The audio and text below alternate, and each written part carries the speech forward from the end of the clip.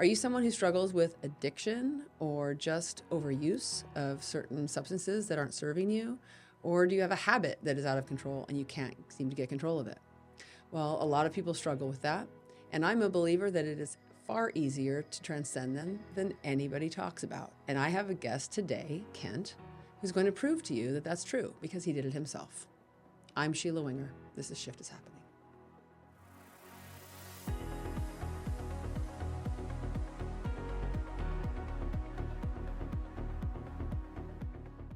I am so thrilled to be here today with my good friend, Kent. He is someone who's had a massive transformation, and that is what this show is all about. This show is about proving to you that inside of you, you have the capability to overcome challenges, difficulties, trauma, addiction way faster than anyone is teaching you that you can. And today, Kent is here to share exactly how that happened for him. And so, Kent, I am thrilled that you're here, and thanks so much for taking the time. Oh, thank you for having me. Yeah.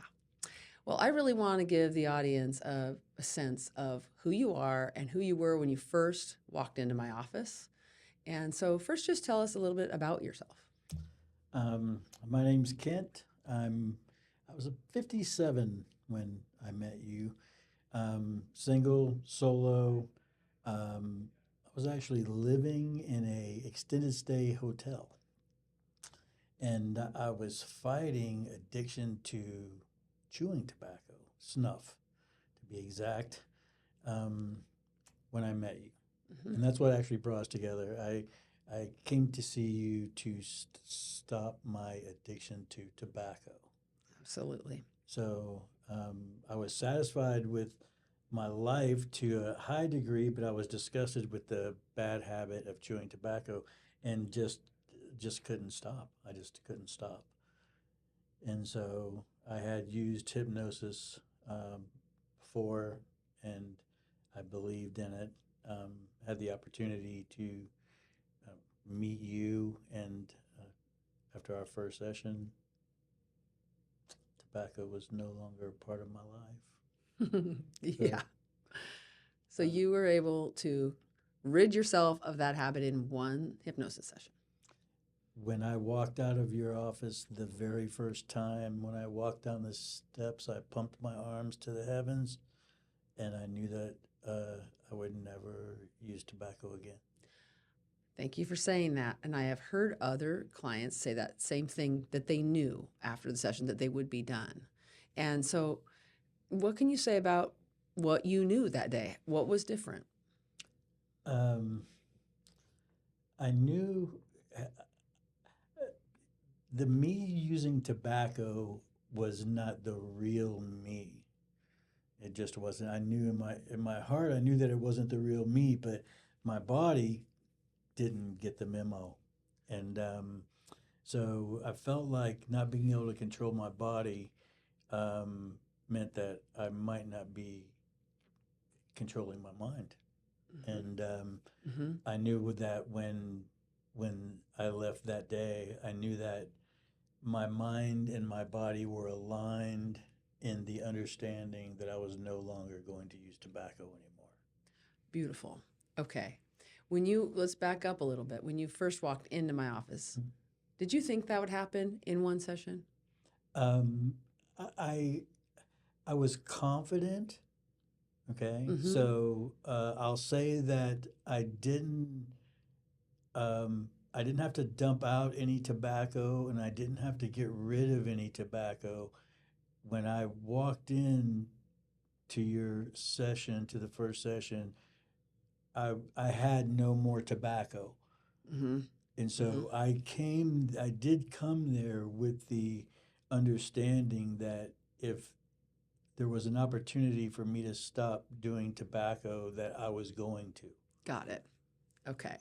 And then after our first session, you knew you weren't going to go back. You've had a knowing There was no doubt. I mean, it was such a relief, and I don't even. It's like being able to wish yourself unhaving the flu instantaneously or something. It's kind of it's a little strange in that. I knew that it was over. Mm-hmm. So you know, it even actually took maybe like a couple of months for that to settle in.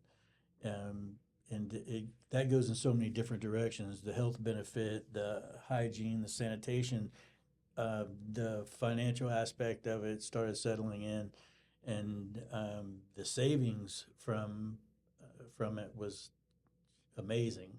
Mm-hmm. So yeah, I knew that it was over, and it has been over since I've walked. Since the day that I met you, tobacco left my life.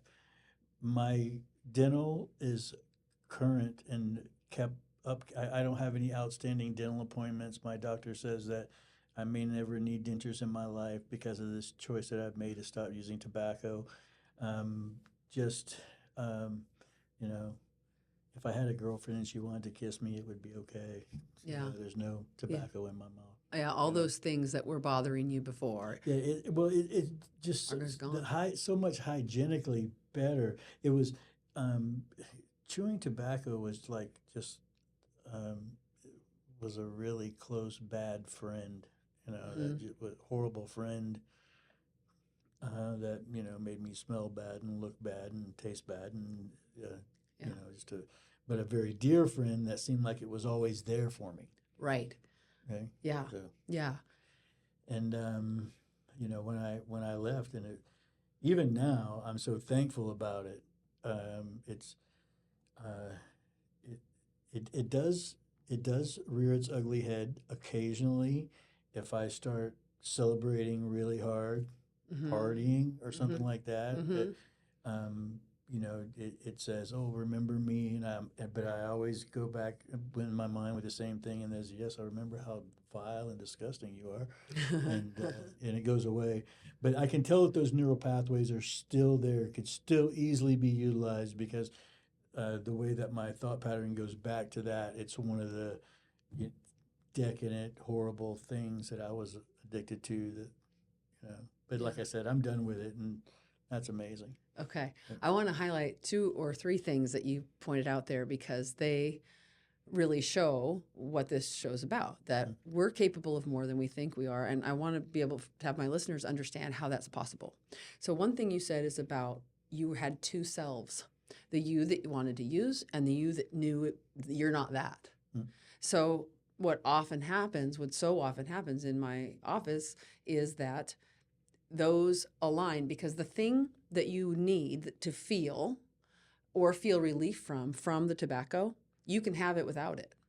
But not all of you knows that because there's a divide between the you that knows somewhere inside I'm not that guy and the you that's doing it. So when I'm working with somebody, what happens through the process is you can have any feeling you need to feel. However, it doesn't have to be in a destructive way. But until you do some deep,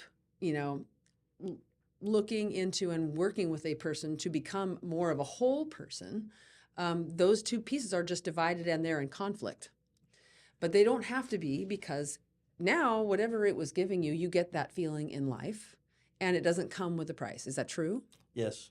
Okay. So when you said there's a deeper you that knows what you are, this is a really key point for what I think the tool of hypnosis and the way that I'm using it happens to be working so well, and I want people to get it, that there is a deep you. There's nothing wrong with that deep you. But when we've got a habit, we think something is. And when one of the principles that I work with is that nothing that we feel is ever wrong, so it never deserves judgment. If we're judging it, we're dividing ourselves. And now we're in conflict. And now we are in a fight with ourselves that when we can't win. Okay. But when we know that all of the parts of ourselves are okay and that this behavior I'm doing is because I need to feel a certain way, we can accept that you need to feel that. You deserve to feel what you need to feel. Let's now find a way that doesn't hurt you. And that helps them grow into the perspective of seeing all the parts of themselves and then being the one who can make the decision for all of the parts of themselves. And so with hypnosis, that happens faster because when our conscious mind is out of the way, I'm now talking to the deep, strong you that is the overseer, that is the final decision maker, that does know that you're more and can start to make that choice. And when we tap into the subconscious, it hears us and says, on some level, I want to, yes, I do want to be that. I am that. Now it knows it's safe to do it, and it'll make that choice for you more easily. Now it's supporting you. That sounds maybe a little esoteric for people, but when I see it happening over and over, for you, it happened with chewing tobacco. For Ryan, it was 75 pounds. For another client I just worked with, it was changing her relationship in 3 sessions. There is a deeper you that is the you that knows it's made for more. Yes. And you articulated that without me ever saying that to you. Yes. And you would agree that you experienced that. Yes, that person is, I call that person the person that I was born to be. Mm-hmm. You know? And now you feel like him. I am certainly much closer to that person. Mm-hmm. The person that I was born to be, the nature, more the nature. A lot of the nurture that I got was a little ill-informed. Yeah. Is that an understatement? Yes. I had a feeling. Yes. And well, like even the tobacco thing, like when I first started chewing tobacco, my dad was like, proud of you, son, Yes. Yes. Yes. And my mother never once said, you need to get that stuff out of your mouth and keep it out of your mouth or anything like that. It was that was actually part of our like local heritage. Yeah. And you were 15 when you started? Yes. Yes. And how old are you now, if you don't mind my asking? I'm 58 years old. So just to highlight that point, from 15 to 57 when you stopped. Yes. So 42 years of a habit was gone in one session. Yes. I want people to take that in because they don't think it's possible, Kent. Well, and if you think that something's not possible, you are right. True. And that's one of the things that I tell someone when people get tired of listening to me extol how wonderful I know this worked for me. Mm-hmm. Okay, and they when one of them says, "Oh, I don't think it would work for me," I don't say anything, but at that moment, I think to myself, it probably would not. Okay, and that's one of the number one things. If you have to feel comfortable about someone looking behind the blinds of your mind. You have to be comfortable with someone rearranging the furniture in your mind. You having trust in that person that that their interest is your interest, and so uh, a large part of this is making yourself mentally vulnerable. Okay, and so you know that's a very tough thing for some people to do. Absolutely. And so to hang on that point, and I say this to everybody, there's no other way to change than to be vulnerable. That's vulnerability. Brene Brown gave us this gift to make us know that we can't be fulfilled if we're not able to be vulnerable, but then we need someone to teach us how to do it. I'm here for that. So what's so crucial then is that if they're uncomfortable with it, as we all are, it requires them to have a practitioner who makes them feel comfortable enough to do it. And in typical talk therapy, my opinion is that a very, very good, effective therapist can make someone feel comfortable enough to do it. But the one thing it's missing is their conscious mind is always involved. They can still always protect themselves. What's wonderful about hypnosis is those clients are just relaxed and their eyes are closed. And so they can be safe to be vulnerable and to open up in a way that can get in. But back to your point, since this worked for you, what made you comfortable enough to be vulnerable enough to let this work for you? To me, it's like skydiving or bungee jumping, and I'm an adrenaline junkie anyway. You're gonna do it. I don't really have I didn't have, I mean, I felt like about 90% of the time that I was hypnotized, that I was fully aware of what was going on. Mm-hmm. Mm-hmm.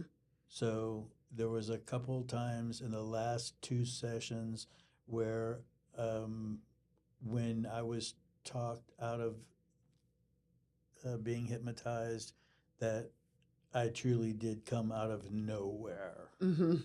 Okay, Because by so that time you were comfortable with the process, you probably were allowed yourself well, to I'm let just go even. stating that for the camera.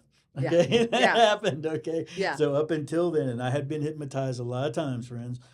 I felt like maybe in my life I may have been hypnotized for a grand total of 5 hours, and maybe 10 minutes or 20 minutes of those 5 hours, could I suggest that I maybe wasn't aware of what was going on around me. Right. Got it. Perfect. So you're hearing everything. You're following my words Yes, and yes, visions. Absolutely. And most people say that same thing. So yeah, they're very aware. right, Um, you said something else earlier I wanted to highlight. Um, people who say that won't work for me. right.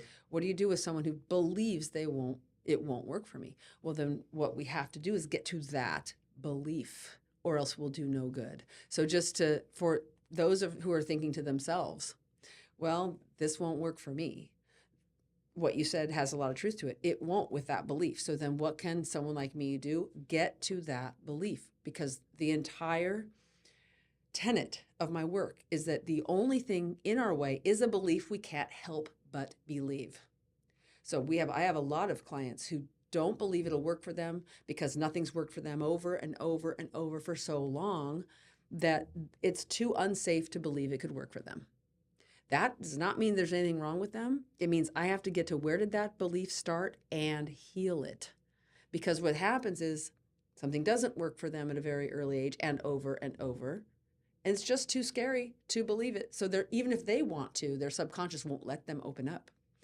But what I want the audience to understand is that's also just a limiting belief that's not true.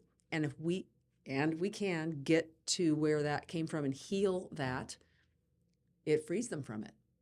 So even the people who say this won't work for me, it still can, because that's just a belief. It's not a fundamental problem with them. There's not something wrong with them. They just have a belief that got put there that they can't stop believing until they get that intervention.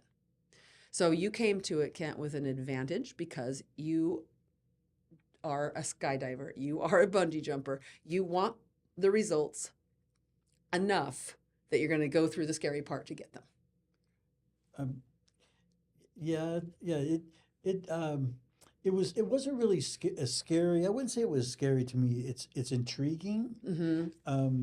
Yeah, it's intriguing, and I didn't think that it was going to be more deadly than tobacco.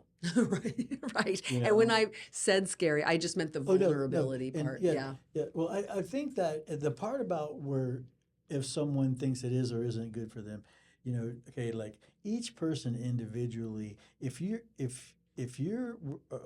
are certain of your moral compass, it seems to me like it would be more susceptible to work. If Mm-hmm. Because Mm-hmm. if you were confident of your moral bearing, you wouldn't mind so much someone looking around in your mind a little bit, Yeah. But Yeah. now if you had a malignant moral compass, then naturally you'd want your mind to be shuttered to any external focus at all, Mm-hmm. you know. Mm-hmm. And but then again, it's kind of like, say, I feel like if someone is going to go to a hypnotherapist, like if I was going to go to a comedy show, I would be anticipating laughing while I was there. And if I was interested in hypnotherapy already, Mm-hmm.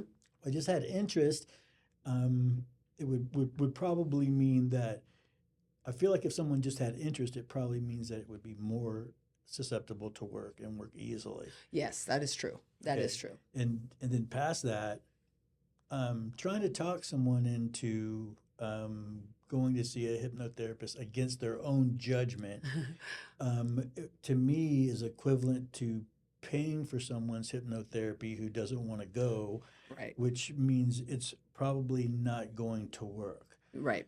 Okay, so that person having enough, but then but also how close are they? How sincere are they about whatever problem it is that they're facing? You know, Yeah. because I was serious. Mm-hmm. This was time for me. It was time for me to go. The other things that you've done for me past that have elevated the social standing and the quality of my life, and all of these things. But I knew that if I did these things, that these positive changes would take place. Mm-hmm.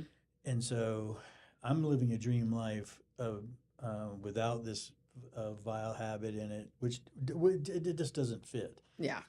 So, So, uh, take us there next. So we had that first session. I specifically remember you when I talked to you out of hypnosis. You looked at me and you said, "You have a gift. Put me on your schedule once a month for the yeah, next year." yeah. Tell me then. Tell the audience then. From that point forward, we know tobacco is out of your life and these other benefits came. What were some of the other major transformations that you saw after that as a result of the initial catalyst? After getting the tobacco out of my mouth, we literally did a cleanup job, and that was that I stopped cussing, I stopped cursing. I didn't stop, so but changed my speech pattern to be a little less surly, and so um, I would say that perhaps I had a foul mouth or used saucy words, and that was one of the things that we worked on. Mm-hmm. Um, Another thing was my health, and even still, the health regimen. I get up and go for a walk every weekday and every Saturday. I take off on Sundays, but I go for a walk every single day, and so taking better care of myself. And those were the main things that it just changed. I live on Broadway now in a luxury apartment. Um, I've been on the front page of the newspaper. I've been on the local news. I'm a celebrity in downtown Vancouver, Washington. Tell them what for. Tell them what you do. Yeah, I'm an artist. I'm a painter. I paint murals on windows, mostly at Christmas time. I paint on canvas. I've illustrated children's books and such. But just this morning, I painted the historic Lukey florist. Yesterday, I painted birdhouse books, window scenes, murals, and I sure done a lot of them. Mm-hmm. Yes, you have. Yeah. And do you feel that the time that we spent together helps keep that progressing in a way that was what you were hoping for? Oh yes, yeah. The the benefit of in my life of coming to see you, of coming to shift hypnosis is my life's been an ascension, and I I keep I keep feeling like I'm in someone else's house, and they're going to be home soon. Okay. Yes. That's and great. and yeah. My life used to be yellow and dingy. Okay. Yeah, it did, and it smelled bad. And now I live in a crisp, white, clean life. Um, I'm the first person that's ever lived in the structure that I live in right now. Mm-hmm. Um, my health is great. I don't take a single prescription for anything. Um, you know, my finances they're not super duper great, but they're within reason. Mm-hmm. And I'm just taking better care of myself. Yeah. Yeah, it changed my life in such a profound way. You know, if you can imagine being addicted to such a horrible thing as tobacco in your mouth, and then it going away, and Yeah. it's gone. Another moment that I will never forget actually is a text that I got from you after we were done. We hadn't worked together for months, and then you texted me, "I'm done with weed." Yes.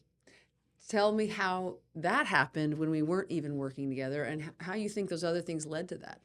Um, it, and you and I did work on weed That's little true. bit. A No, little you and bit. I did work on weed a little bit. And we had a discussion. My discussion with you prior to us deciding to work on weed. Now, the weed thing, I was chronic. Okay. Now, I was smoking a lot of weed, Mm-hmm. $600 a month. Okay, weed bill, Mm-hmm. top shelf. Daddy-o was smoking. Okay, so now the discussion we had was, I told you that I wasn't really sure about stopping weed because I felt like it maybe truly did have a psychological effect as like a prescription drug might, that I've been doing for 40 or 50 years, and that if I just stopped doing it, that whatever this, there was some negative psychological Yep. effects, Yep. I that were remember. superseded this. And so we tried it, and for a short while I went drug free. Okay, and then, but now the very next time I saw you, I walked in and said, "Hey, I smoked some weed. I feel good about it. I'm a weed smoker. Don't worry about it." Yep. Okay, and because what had happened about 4 days later, everything went dark. Mm-hmm. Okay, yes, everything. The little old lady next door said, "Have a good day," and I told her, "Don't tell me what kind of day to have." And I was threw the cat out for stomping his feet. I was just having a bad day, right? I Yep. was like, I need some weed. Yep. Okay. And so I went and got some weed, and I was like, forget it, forget it. That's a little too much. I'm just gonna be a weed smoker, right? Mm-hmm. I remember. And it still disgusted me though, because the smell of the paraphernalia, and the having a lighter. I felt like the only reason I should have a lighter is to light a candle or something. And anyway, what happened is it was all over with. Our year was done, and I think it had been about 45 days since I had seen you. And I woke up one day. I woke up one morning, and I stood up, and I went to my paraphernalia cabinet, and I gathered every single thing up, and I took it to the dumpster, and I broke it all up. I destroyed everything, and I threw it in the dumpster, and I text you that it was over. And so I think what happened was that um, it manifests, and it was growing in itself. It was a oddity in my new life that looked like it really didn't fit, and but it also was something that that clean break up front. It wasn't working. Yeah. It wasn't working. It was, um, there really was a psychological effect. So it took me like that 45 days to build up enough mental stamina to be able to say that I'm going to do this. Yeah. So Beautiful. That's a great picture because what you're illustrating is that when we make a profound change, it is a rewriting of the who we are in our consciousness and in our brain. And that is a progression. So if we can do what we are ready for, and that might be you were totally ready. You completely wanted tobacco out of your life. But when we talked about weed, you weren't completely there and you weren't ready for it. But then there was a progression in your progress that led you to a moment where you were ready. yes. And then at that time, when you got rid of it, did you have those dark days? No, when I got rid of it after that, um, it was funny that went away so easily, and the only drawback was when it was a peer event or something. Mm-hmm. A friend of mine wanted to smoke some weed or something. I'm like, Yeah. I don't do that anymore. Yeah. And but no, uh, uh, it's so difficult to explain too. I think uh, when I broke the bond with the THC, past that, it was so much like the other tobacco and the snuff, in that it's so vulgar. It's so, uh, you know, it's one of those things that if you do it, it doesn't seem like such a thing, but if you don't do it, it's just so totally revolting. And in the, I was in both. Mm-hmm. Yes, I was doing it, but I felt like it was so totally revolting too. And Yes. Okay, that's fascinating, Kent, because I remember in your first session with the tobacco, making it revolting yes, to you in your vision yes, so that you would see it that way.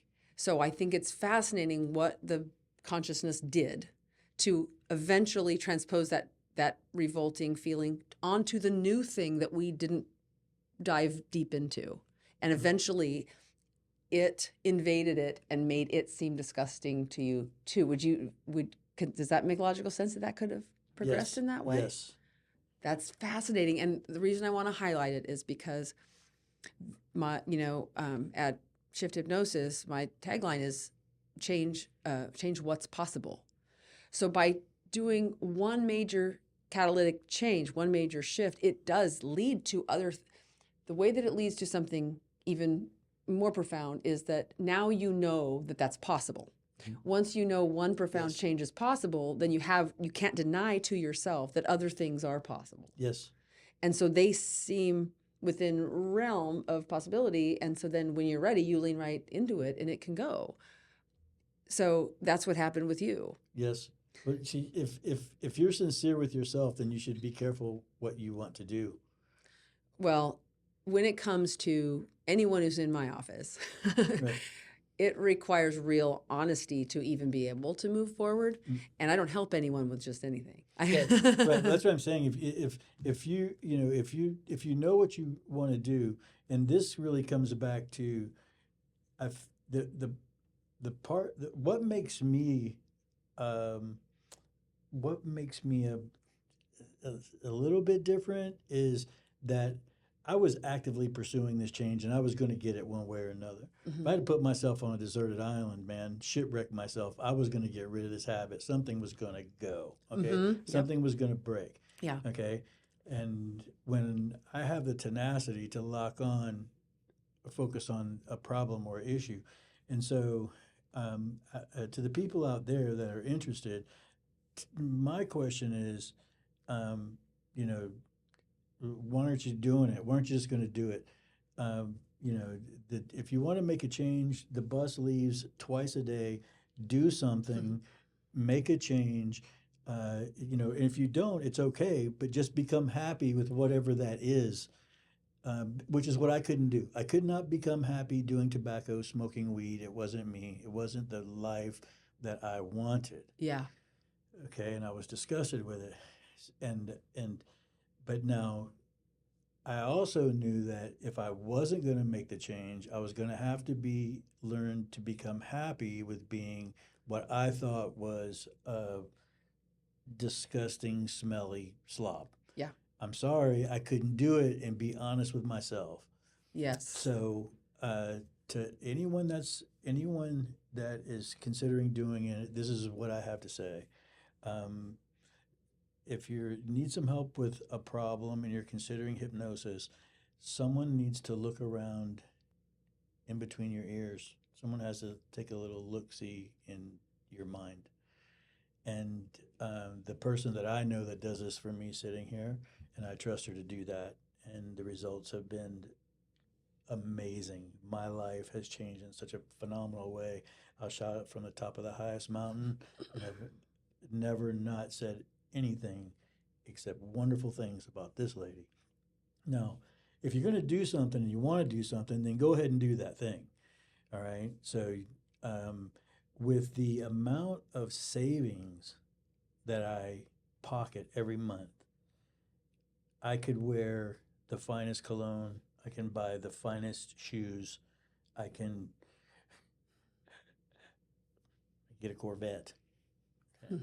So, and those are the things too that keep people down. Spending money, a lifetime supply of cigarettes is a misspent fortune.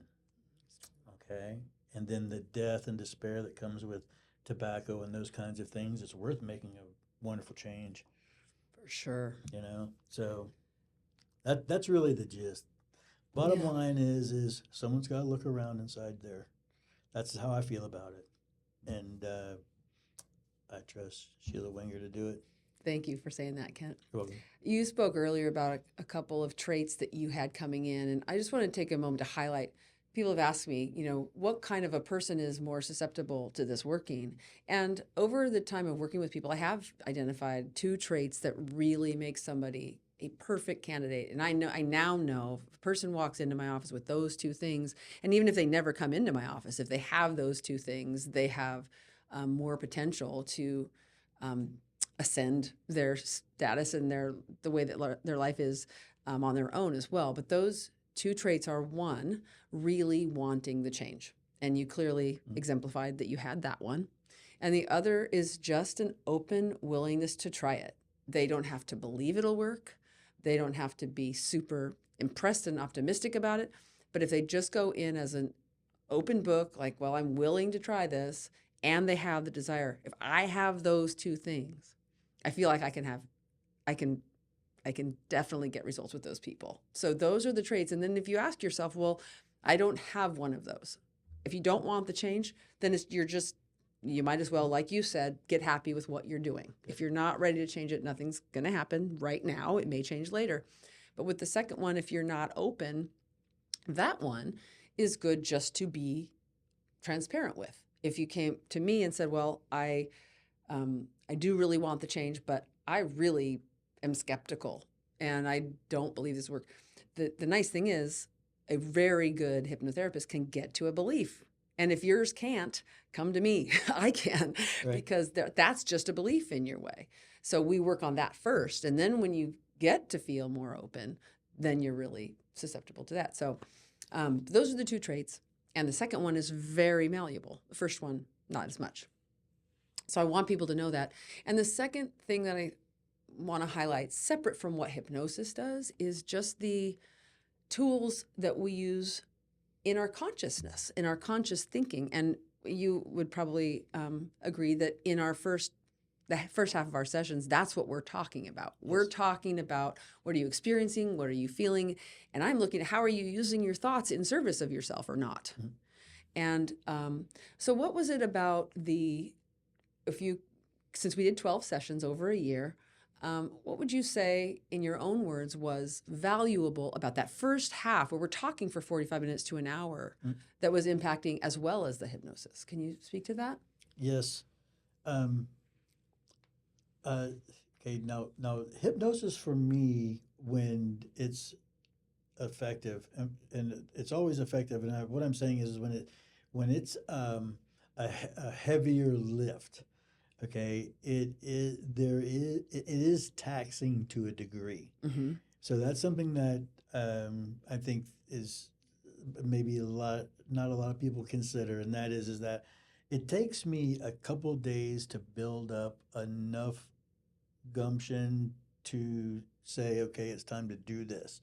Okay, you can look around in here. Mm-hmm. And then also it takes another couple days to come back down off of it. Okay. Mm-hmm. And so the part where we're talking, and where you and I are talking, and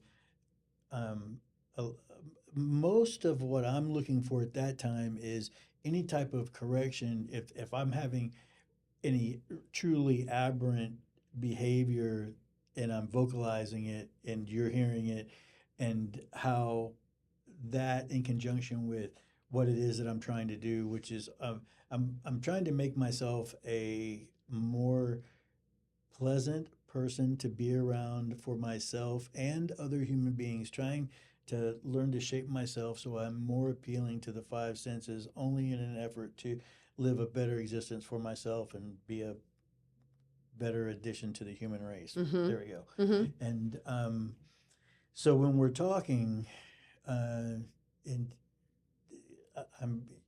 interfacing with you to the degree that if I do have some confusion on a level that maybe doesn't even require hypnotherapy, mm-hmm. maybe you could just be like, hey, look, stop for a second, let's back up 2 sentences, on that thing, maybe we could talk about it or whatever. Yes. Yes. And so and also having an understanding about what it is that we could work on, having an understanding of where I am and where I'm going, in the direction that I'm going. And so a lot of times it was your suggestion that, we focus on vocabulary, not just not saying bad words, but expanding my vocabulary, things like that. Mm-hmm. So I'm just saying that the interface time, other than it was almost as good, because we didn't always hypnotize either. That's true. Okay. Mm-hmm. And that was almost like a natural thing. Um, so it wasn't that every single time we went in, and it wasn't I went in and she was like, look at the watch, boom, you're asleep, do this, do that. It wasn't like that at all. Um, so Yeah. So what you said indicates to me that we have an innate ability to delude ourselves. We might not always know what's in there until we start talking about it. And we can say something that until we say it out loud, we haven't examined all of it. We can be sort of hiding something from ourselves. But then when you speak to it and you kind of want to skip over it, a practitioner can say, "Wait a minute, go back to yes, that thing," because we can hide things from ourselves. yes, They'll come out maybe subtly and in short bits, but then a good practitioner will notice that and hone in on it. What's that? Wait a minute. What did that mean? What did that body language just tell me? And so did it help you extract more of yourself so you could put it all on the table and go, wait, what's here to work on? um, uh, here's an opportunity for me to talk to beautiful professional woman about what I feel are the shortcomings that I see in my personal self. Okay. And that I would trust your judgment at professional level to, come at me with the things that would help mold me to be a kinder, gentler human being. Mm-hmm. And so when we're just having open discussion, um, I always felt very comfortable talking to you, and I never felt like there was anything other than the person that I am really communicating with you. Mm-hmm. Um, you know, I miss it too, by the way. So, Yeah, yeah, that's sweet. Yeah. yeah. Because it's great to have such open, deep, honest discussions. We don't have that in our everyday life often as much as we want I to. don't go see her anymore because I don't have any really big problems. I'm thinking about I'm overeating, so maybe I'll come see you soon. Sounds great. Sounds great. I love it. I hope you do. Well, I tell you what, folks, she knocked tobacco out of my life. You know Mm-hmm. how many people I see standing out at the edge of their building, on the edge of their property? It's people out at 3 o'clock in the morning have to get up and go smoke a cigarette and stuff. And I feel for them. Yeah. Okay. And Yes. I tell them, how many people I've told them, hey, buddy, I am you. For 40 years, there's this lady, her name's Sheila, you got to go see her. Thank you, Okay. Kent. Yep. Appreciate it. I appreciate Yep. it. Good. And it's ridiculous because the price, just for the price, I mean, even if the price of finding out, just the price of finding out, and what if it does work and it does? So, and also, like if someone comes to see you with the idea that they are going to amend a habit, if that person has just a little wherewithal, that's going to happen, It is going to happen. And It is so, going to happen. You're absolutely right. And let me ask you one last question that my listeners can be thinking about. Clearly you've illustrated that this took a massive bad habit out of your way and created lasting benefits on top of it. But in addition to all of those changes, would you say that the person you are now is someone you're far more in love with than you were when you walked in my door? oh, there's no doubt. Um, um, my mouth is clean.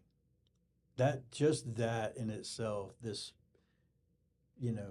public facing, it's clean. Uh, that's such a huge change in my life.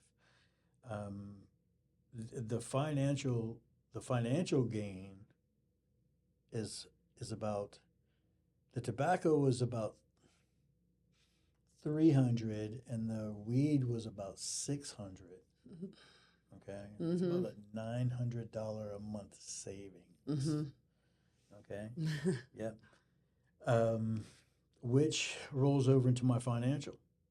Okay, since coming to see you, living in a extended stay hotel, now I live as a brand new occupant in a brand new luxury apartment on Broadway, downtown Vancouver, Washington. Yeah. My finances maintained is the first time in my life that I've ever been truly responsible with my finances, and you know, I'm never broke. Well, Kent, I want to sincerely thank you because your sharing your story helps people with all kinds of habits, all kinds of behavior patterns that they're tired of, to see that it's absolutely possible to change those and to do it in a permanent way that leads to other changes that eventually leads to them living a life they love. And you've done it, and you did it quickly. And so just by being you, you are a gift to lots and lots of people who will hear this and get inspired by it and do something for themselves. Thank you. Thank you. It was life changing. So I can't thank you enough. I'm just so much cleaner. I smell better. I live a higher quality life. And if you're out there and you're thinking about making some kind of change, do it. Make that change. Be that change. Be the person that you were born to be. That's who I am today. I'm much more in tune with the person that I was born to be. Love it. Thank you, Kent. You're welcome. If anything you heard today resonates with you and you are struggling with a habit, with addiction, or a way of life that you're sick of, please continue to follow me, like, subscribe, and share with everyone who you think this could touch, because the whole point of this program is to change lives as quickly as possible.